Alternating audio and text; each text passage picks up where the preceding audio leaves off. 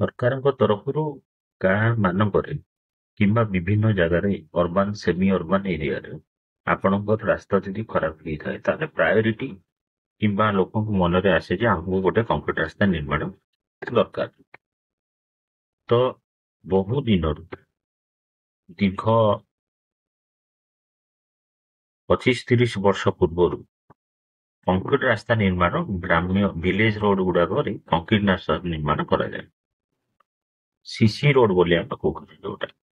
CC road କରିବାର ଗୋଟେ ଉଦ୍ଦେଶ୍ୟ ହେଉଛି କି ଗାଁ ଦାଣ୍ଡ କିମ୍ବା ଗାଁର ଛୋଟ ରାସ୍ତା ସିସି ରୋଡ କରିବା ଦ୍ୱାରା ଲୋକଙ୍କର ଯିବା ଆସିବାର ସୁବିଧା ହୁଏ। ଆଉ ଗାଁଟା ଗୋଟେ ସଫା ସୁତୁରା ରୁହେ। ପ୍ଲସ୍ ଆପଣଙ୍କର ଗାଁ ଟୁ ଗାଁ କନେକ୍ଟିଭିଟି ଭିତରେ ବି ଯେକୌଣସି ରାସ୍ତାରେ ଅତି କାଦୁଅ ହେଇଥାଏ କିମ୍ବା ଆପଣଙ୍କର ଅତି କଦର୍ଯ୍ୟ ରାସ୍ତା ହେଇଥାଏ ସେଇ ଜାଗାରେ ବି ଆମେ ସିସି ରୋଡ କରିବା ପାଇଁ ନିଜ ମନରେ ଆସେ କିମ୍ବା ଗାଁ ଲୋକମାନେ ଗୋଟେ ଡିମାଣ୍ଡ କରନ୍ତି ଯେ ଆମ ଏଇ ଜାଗାରେ ଗୋଟେ ସିସି ରୋଡ କରାଯାଉ। ସେ ଅନୁସାରେ ବିଭିନ୍ନ ସ୍ତରରେ ବିଭିନ୍ନ ଯୋଜନା ଭିତରେ ସିସି ରୋଡ ଯୋଜନା ସରକାରଙ୍କର ଗୋଟେ ଇମ୍ପୋର୍ଟାଣ୍ଟ ସ୍କିମ୍ ରହିଛି। ବିଭିନ୍ନ ଯୋଜନା ଭିତରେ ସିସି ରୋଡ କାର୍ଯ୍ୟକ୍ରମ ସେମାନେ କରନ୍ତି।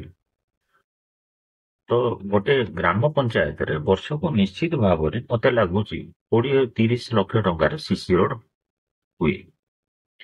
ତ 20-30 ଲକ୍ଷ ଟଙ୍କାର ଯଦି ସିସି ରୋଡ ହୁଏ ଆପଣଙ୍କର ଗୋଟେ ଗାଁରେ ଗୋଟେ ବର୍ଷରେ, ତ ଆପଣଙ୍କର ଦେଖିବାକୁ ଗଲେ ଓଡିଶାରେ ପାଖାପାଖି ବହୁତ କୋଟି ଟଙ୍କା ଏଥିରେ ଖର୍ଚ୍ଚ ହୁଏ। ତ ସାମାନ୍ୟ କେୟାର ନେବା ଦ୍ୱାରା ଆମର ଏ ସିସି ରୋଡର ଡ୍ୟୁରେବିଲିଟି ସିସି ରୋଡ ବହୁତ ଦିନ ଯାଏ କିଛି ନ ହେଇକି ଅତି ସୁନ୍ଦର ଭାବରେ ରହିବା ପାଇଁ 6-7ଟା ଆପଣଙ୍କର ଯୋଉ ପ୍ରୋବ୍ଲେମ ରହିଛି ସେ ପ୍ରୋବ୍ଲେମ ବାବଦରେ ଆମେ ଆଜି ଆଲୋଚନା କରିବା, ଯୋଉଟା କି ଆପଣ ନିର୍ମାଣ କରିବା ସମୟରେ ଆପଣଙ୍କର ଦେଖା ଦେଇଥାଏ।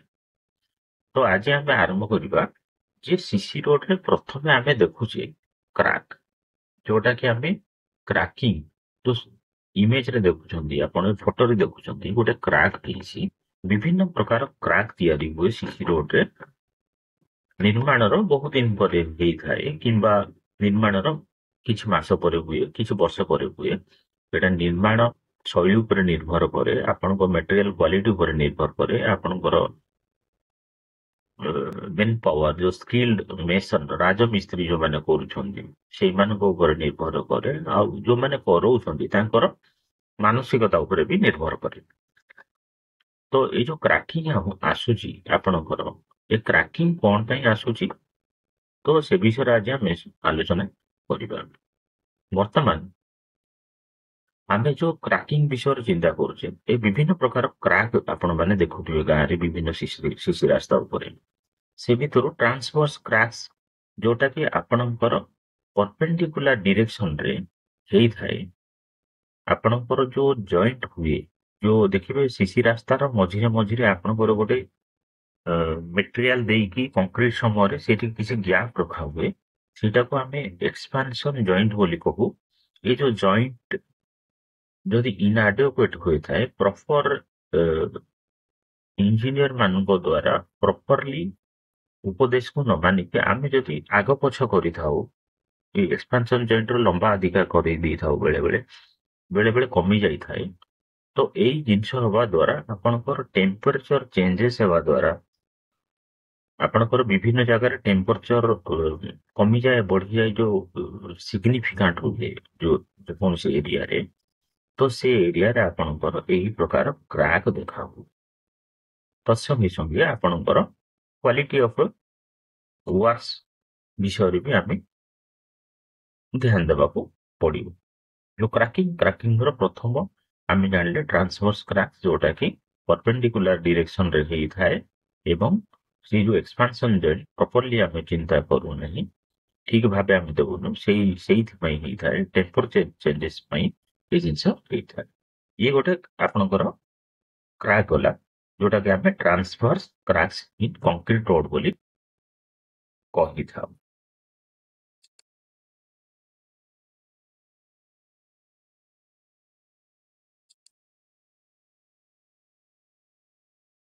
ଟ୍ରାନ୍ସଭର୍ସ ତାପରେ ଆପଣ ଦେଖିବେ ଲେଙ୍ଗିଚୁଡିନାଲ କ୍ରାକ୍ସ। ଗୋଟେ ରାସ୍ତାର ପୁରା ଲମ୍ବା ହେଇକି ଯୋଉ କ୍ରାକ୍ ହେଇଥାଏ, ଇମେଜରେ ଆପଣ ଦେଖୁଥିବେ, ଏଇ ଯୋଉ ଫଟୋରେ ଆପଣଙ୍କୁ ଦେଖାଯାଉଥିବ, ତ ତାକୁ ଆମେ ଯୋଉ ରାସ୍ତାର ଯୋଉ ଦିଗ, ସେଇ ଦିଗ ଅନୁସାରେ ଯୋଉ କ୍ରାକ୍ସ ଟା ହେଇଥାଏ, ତାକୁ ଆମେ ଲଙ୍ଗିଚୁଡିନାଲ କ୍ରାକ୍ସ ବୋଲି ଆମେ କହୁଛେ। ତ ଏଇଟା ପାରାଲାଲ ରୋଡର ସେଣ୍ଟର ଲାଇନ ସହିତ ହେଇଥାଏ, ମଝିରେ ହେଇଥାଏ କିମ୍ବା ସାଇଡରେ ହେଇଥାଏ। ୟୁଜୁଆଲି ଏଇଟା ଆପଣଙ୍କର ୱିକ୍ କଂକ୍ରିଟ ମାନେ କ୍ୱାଲିଟି ଉପରେ ନିର୍ଭର କରେ, ଏବଂ ଯୋଉ ଆପଣ ସବଗ୍ରେଡ ଯେତେବେଳେ ରାସ୍ତା ଆପଣ ତିଆରି କରୁଛନ୍ତି, ପୁରୁଣା ରାସ୍ତାର କଣ୍ଡିସନ ଅନୁସାରେ ଆପଣ ଯଦି ତାକୁ ସବବେସ୍ ବନେଇ ନାହାନ୍ତି, ତାହେଲେ ନିଶ୍ଚିତ ଭାବରେ ଆପଣଙ୍କର କଂକ୍ରିଟ ୱିକ୍ ହବ। କଂକ୍ରିଟ ୱିକ୍ ହେଲା ପରେ ଆପଣଙ୍କର ଏଇ ଯୋଉ ଲଙ୍ଗିଚୁଡିନାଲ କ୍ରାକ୍ସ ଆପଣଙ୍କର ଦେଖାଦବ। ହେଲା ଆପଣଙ୍କର ଲଙ୍ଗିଚୁଡିନାଲ କ୍ରାକ୍ସ, ଯୋଉଟା କି ପାରାଲ ଟୁ ଦି ସେଣ୍ଟର ଲାଇନ, ମାନେ ଯେକୌଣସି ଦିଗରେ ଆପଣଙ୍କର ଯୋଉ ରାସ୍ତା ଯୋଉପଟିକି ଯାଉଛି, ସେଇ ଲାଇନରେ ସିଧା ହେଇକି ଯୋଉ କ୍ରାକ୍ ଦେଖାଯାଉଛି, ଏଇଟା ଗୋଟେ ୱିକ୍ କଂକ୍ରିଟ। କଂକ୍ରିଟର କ୍ୱାଲିଟି ଭଲ ନଥିବ ଆଣ୍ଡ ସବ୍ ଗ୍ରେଡ୍। ଆପଣଙ୍କର କଂକ୍ରିଟ ବନେଇବା ସମୟରେ ଆମେ ସବବେସ୍କୁ ନର୍ମାଲି ଗାଁ ଗହଳରେ ଯୋଉ ଆମର ଅଛନ୍ତି କିଛି କିଛି ଲୋକ ତାକୁ ଧ୍ୟାନ ଦିଅନ୍ତି ନାହିଁ। ତ ରାସ୍ତାର କଣ୍ଡିସନ କଣ ଅଛି, ରାସ୍ତା କେତେ ୱିକ୍ ଅଛି, ମାଟି ରାସ୍ତା ଉପରେ ଆମେ ଯେତେବେଳେ କରୁଛେ, ସେ ମାଟି ରାସ୍ତାର କଣ୍ଡିସନ କଣ ଅଛି, ସେ ଅନୁସାରେ ଆମେ ସବବେସ୍ ଯଦି ବନଉନେ, ତାହେଲେ ନିଶ୍ଚିତ ଭାବରେ ଏଇ ଟାଇପର ଆପଣଙ୍କର ଦେଖାଯିବ। ଯୋଉ ଏଇଠି ଆପଣଙ୍କର ଦେଖଉଛି, ଏଇ ଟାଇପର ଆପଣଙ୍କର ଦେଖାଯିବ କ୍ରାକ୍, ଲଙ୍ଗିଚୁଡିନାଲ କ୍ରାକ୍ସ ବୋଲି ଆମେ ଏଇଟାକୁ କହିବା ସିସି ରୋଡରେ। ତାପରେ ଆପଣଙ୍କର ଆସିଲା କର୍ଣ୍ଣର କ୍ରାକ୍ସ। ଇଏ ବି ଆପଣ ଯୋଉ ଫଟୋରେ ଦେଖୁଛନ୍ତି, ନିଶ୍ଚିତ ଭାବରେ ଆପଣଙ୍କର ଗାଁରେ କିମ୍ବା ଆପଣଙ୍କର ଏରିଆ ଭିତରେ ଯେକୌଣସି ଜାଗାରେ ବି ଏଇ ଟାଇପର କିଛି ଆପଣ ଦେଖିବାକୁ ପାଉଥିବେ, ଯୋଉଟାକୁ ଆମେ କହୁଛେ କର୍ଣ୍ଣର କ୍ରାକ୍ସ।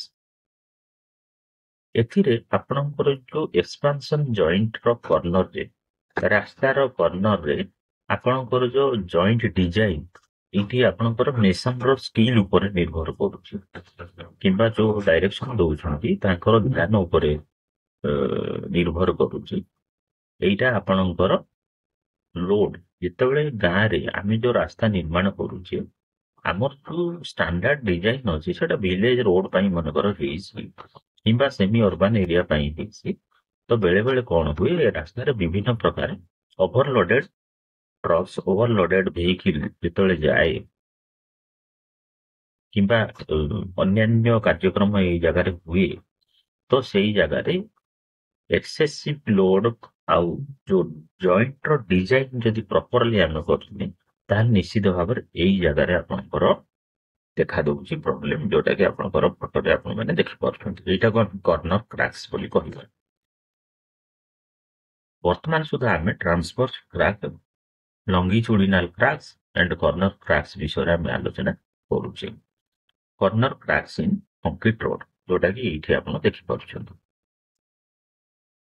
ଆଉ ଗୋଟେ କ୍ରାକ୍ସ ହୁଏ, ଯୋଉଟା କି ଟେମ୍ପରେଚର କ୍ରାକ୍ସ ହୁଏ, caused by thermal expansion and contraction of the concrete.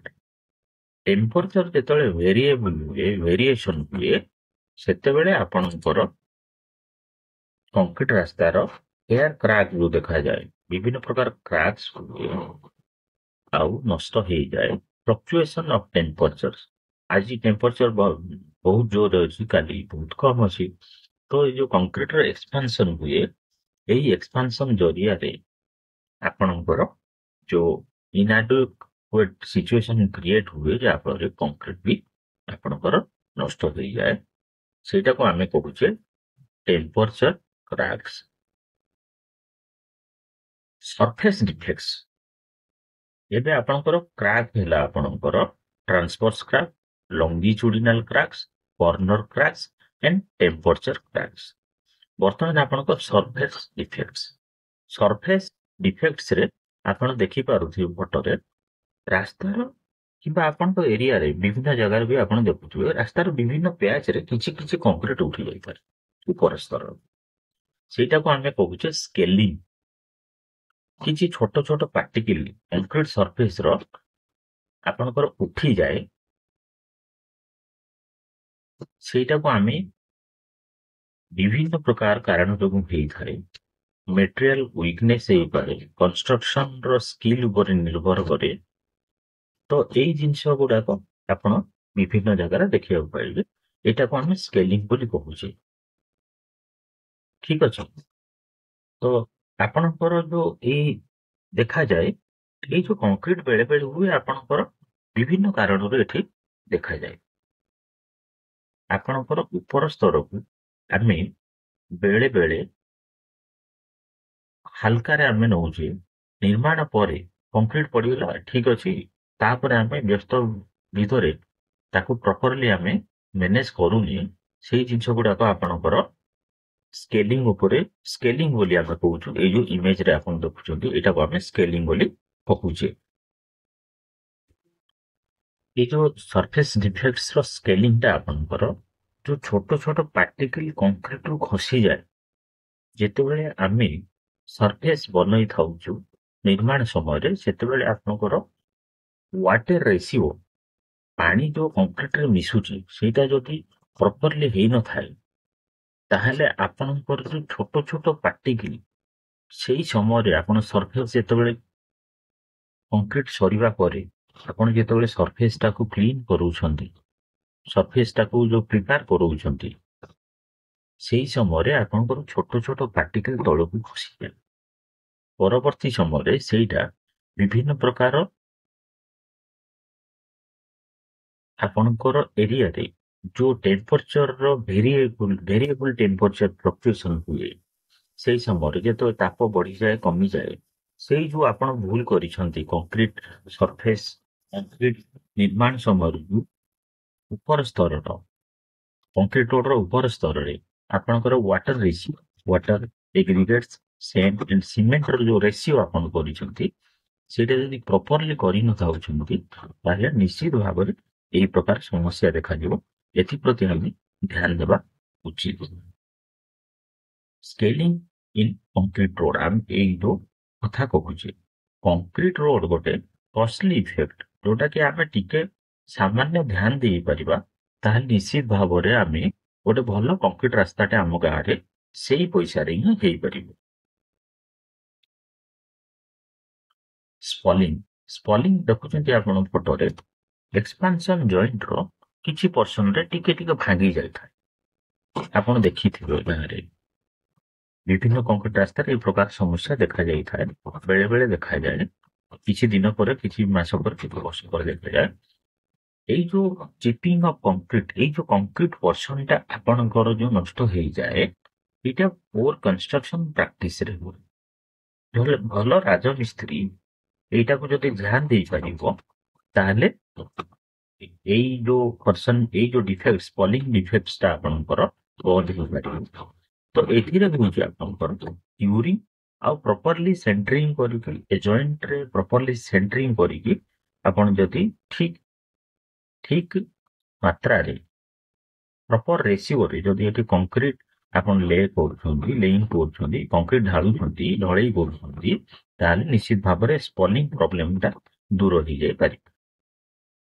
ସ୍ପଲିଂ in concrete road, bleeding ବହୁତ ଇମ୍ପୋର୍ଟାଣ୍ଟ ଜିନିଷ, ଯୋଉଟା କି ଏଇ ଯୋଉ ବ୍ଲିଡିଂ କଥା ମୁଁ କହୁଛି, ଏ ବ୍ଲିଡିଂଟା ଆପଣଙ୍କର ଏଇ ଯୋଉ ପ୍ରୋବ୍ଲେମ ବିଷୟରେ ଆମେ ଆଲୋଚନା କଲେ, ବ୍ଲିଡିଂଟା ରିଲେଟେଡ ଟୁ ଏଇ ଯୋଉ ପ୍ରୋବ୍ଲେମ, ସରଫେସ ସ୍କେଲିଂ ଡିଫେକ୍ଟ, ଉପର ସ୍ତରଟା ଉଠିଯାଏ, ବ୍ଲିଡିଂ ବି ଗୋଟେ କାରଣ ହେଇପାରେ। ବ୍ଲିଡିଂ କଣ, ଯୋଉ ଆପଣ ୱାଟର ରେସିଓ କରିଛନ୍ତି, ୱାଟର ଏକ୍ସେସିଭ ୱାଟର ଯେତେବେଳେ ଆପଣ ଦେଇଛନ୍ତି, ଆବଶ୍ୟକତା ଠାରୁ ଅଧିକା ୱାଟର ଦେଇଛନ୍ତି, ସେ ୱାଟରଟା କିଛି ଗୋଟେ ଉପର ସ୍ତରକୁ ଆପଣଙ୍କର କମ୍ପାକ୍ସନ ପରେ ଉଠିଯାଏ, ଆଉ ସେଟା କଂକ୍ରିଟର ଉପର ସ୍ତରରେ ରହିଯାଏ। ତାକୁ ଡ୍ରେନ୍ କରିବା ପାଇଁ ବହୁତ, ମାନେ ଡ୍ରେନ୍ ହେଇପାରେନି ତୁରନ୍ତ, ଯୋଉଟା କି ଆପଣଙ୍କର କଂକ୍ରିଟଟାକୁ ୱିକେନ କରିଦିଏ। ତ ଏଇ ଜିନିଷକୁ ଆମେ ବ୍ଲିଡିଂ ବୋଲି କହୁଛେ, ଯୋଉଟା କି ଅଧିକା ମାତ୍ରାରେ ଆପଣ ପାଣି ମିକ୍ସ କରୁଛନ୍ତି କଂକ୍ରିଟରେ। ଠିକ ଅଛି। ଏଇ ଯୋଉ ବ୍ଲିଡିଂ, ଏଇ ଯୋଉ ତ ପାଣିର ସଠିକ ମାତ୍ରା ଦେଇକି କଂକ୍ରିଟ ବନେଇବା ନିହାତି ଜରୁରୀ ଅଛି। ନହେଲେ ଏଇ ବ୍ଲିଡିଂ ହେଲେ ଆପଣଙ୍କ ଉପର ସ୍ତରଟା ୱିକ୍ ହେଇଯାଏ, ଆପଣଙ୍କର କଂକ୍ରିଟ ରାସ୍ତା ଖରାପ ହେଇଯାଏ। ବର୍ତ୍ତମାନ ଆପଣଙ୍କର ଜଏଣ୍ଟ ରିଲେଟେଡ ଡିଫେକ୍ଟସ, କଂକ୍ରିଟରେ जॉइंट रे आपणकर पोर डिजाइन हो कंस्ट्रक्शन हो किंबा आपणकर प्रॉपर गाइडेंस जदि नहीं तार निश्चित भाव में जो आप इमेज रे देखुଛନ୍ତି ए जॉइंट स्पॉलिंग रे आपण देखा जाई परिबो जोटा कि आपण এই जो जॉइंट स्पॉलिंग एटा एक्सपेंशन जॉइंट रे विभिन्न प्रकार जॉइंट स्पॉलिंग रे आपणकर एटा आपणकर देखा जिवो तो ये है प्योरली पोर कंक्रीट माने क्वालिटी कंक्रीट नहीं जॉइंट रे डिजाइन प्रॉपर्ली हेइनी जहा फल कि आपण ए जिनसटा देखुछंती एकुडा ध्यान देले आपण गोटे भलो कंक्रीट रास्ताटे पाई परिबा joint filling deterioration joint sealant leading to water infiltration and sufficient drainage joint रे जदि आमे प्रॉपर्ली आमे करूनी एटी सदा बेले आपनकर पानी फसिबो से भितरे तो एई जो आपनकर रहिछि joint filling deterioration जेतबेले water infiltration होबो से जॉइंट रे जेतबेले पानी पसि जीवो धीरे धीरे आपनकर सब बेस टाकू नष्ट करिवो वीक करिवो जहा फल कि आपनकर समस्या आसीबो एथि प्रति भी आमे ध्यान देबाको पड़िबो जॉइंट सीलेंट को आमे ध्यान देबाको पड़िबो अदर डिफेक्ट्स उपरे आपनकर कंक्रीट जेतबेले आपनकर प्लेसमेंट करूछंती सेही समय भॉइड सेमती होबनी रही जाए गोटे गोटे बबुल जोटा रही जाए ताको हम ब्लो होल्स बोली कहूचे टेक्निकल लैंग्वेज रे जोटा कि आपनकर एयर बोली हमें नॉर्मली कॉमन भाषा रे कहूचे तो कंक्रीट पड़े सेति प्रति ध्यान देबाको पड़िबो सेटा केवल आपनकर प्रॉपर्ली कंपैक्शन जरिया रे ही आपण देखि परिबे एवं प्रॉपर्ली मिक्सिंग भी आपण देखिबे मटेरियल जेतले मिक्स करूछंती कंक्रीट सेतबेले आपण प्रॉपर्ली मिक्स कबे ए प्रॉब्लम देखा देबो नाही नहले परवर्ती समय एई टाइप रो कंप्यूटर रास्ता देखा जिवो आपणकर जोटा कि धीरे धीरे एटा क्षय करिवो आपणकर नष्ट करिवो कंप्यूटर रास्ता या पानी पहुंचे लो पड़े हनीकॉम्बिंग देखନ୍ତୁ ଆପଣ ଯେତେବେଳେ ସ୍ତର ବାଇ ସ୍ତର କଂକ୍ରିଟ କରୁଛନ୍ତି ସେଇ ସମୟରେ ଆପଣ ପ୍ରପରଲି ଯଦି ସରଫେସ ଟାକୁ କଂକ୍ରିଟ ଟାକୁ ଆପଣ କମ୍ପାକ୍ଟ କରୁନାହାନ୍ତି କନସୋଲିଡେସନ କରୁନାହାନ୍ତି ଏବଂ ପ୍ରପରଲି ଫିନିସିଂ କରୁନାହାନ୍ତି ତାହେଲେ ଏଇ ସମସ୍ୟା ଦେଖାଯିବ ଧୀରେ ଧୀରେ ଏଥିରେ କଣ କି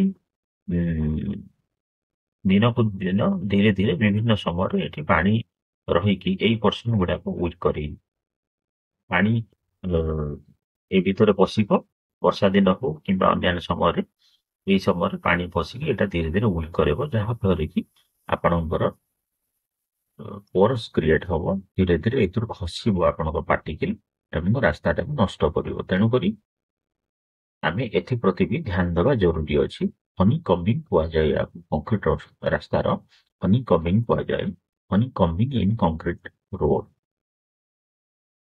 रैपिंग जेतेबेले रास्ता को आमे प्रॉपर लेवल रे आमे करूनी जहा फल कि आमे थिकनेस मेंटेन करके टॉप को आसीबा समय कोन हुए ऊंचा नीचा देखा जाए तो ऊंचा पोर्शन रे अधिक फोर्स बाजे व्हीकल रो नीचा पोर्शन रे कम फोर्स बाजे तो अनइवन हुए एई समय ऊपर स्तर भी नष्ट हो जाए एटा गोटे व्यू भलिया आपनकर देखा जो रास्ता तार ऊपर स्तर अति शीघ्र नष्ट हो जाए जोटा कि हमें राफिंग बोली कहूचे टेक्निकल लैंग्वेज रे एथि प्रति भी हमें ध्यान देबाको पड़िबो by being aware of this common defects ए जो कॉमन डिफेक्ट्स विषय रे हमें आलोचना कले ए बाबद रे जदि हमें सामान्यतम सचेतनता नहीं कि हमें कंक्रीट रास्ता करि परिबा ताले हमें गां रे हो शहर रे हो विभिन्न जगह रे हमें भलो गोटे कंक्रीट रास्ता निर्माण करि परिबा तो आजि आमे जो आलोचना कले डिफेक्ट्स भितर आपनकर क्रैक्स होची इंपोर्टेंट स्पॉलिंग